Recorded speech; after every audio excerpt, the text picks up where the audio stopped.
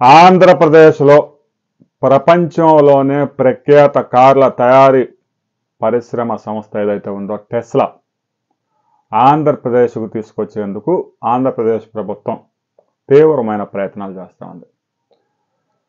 గతంలో కూడా కియా పరిశ్రమని ఆంధ్రప్రదేశ్లో తీసుకొచ్చేందుకు 5 రాష్ట్రాలతో పోటీపడి ఆ రాష్ట్రాలు ఇస్తున్న రాయితీలన్నీ స్టడీ చేసి అంతకంటే మెరుగైన రాయితీలు ఆ కంపెనీకి ఇచ్చి సౌకర్యాలు కల్పించి కియా పరిశ్రమని అనంతపురంలోని ఎడారి ప్రాంతానికి తీసుకొచ్చారు ముఖ్యమంత్రి చంద్రబాబు నాయుడు.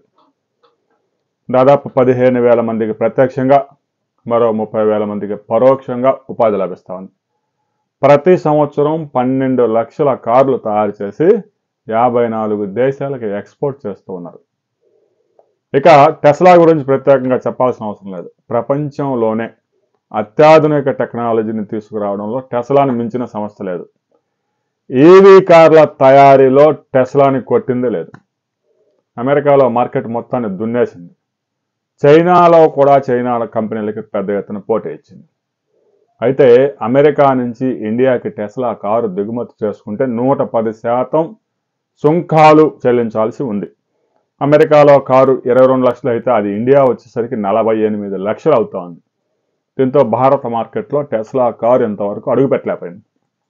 అందుకే భారతదేశంలో మీరు ప్లాంట్ పెట్టుకొని తయారు చేయండి అని చెప్పి మోదీ ఇటీవల టెస్లా అధినేతను కలిసినప్పుడు ఆ చర్చ వచ్చింది.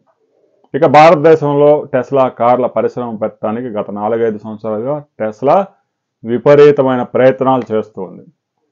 ముఖ్యంగా గుజరాత్, మహారాష్ట్ర, కర్ణాటక, తమిళనాడులో ఈ కార్ల పరిశ్రమ పెట్టేందుకు పరిశీలించింది.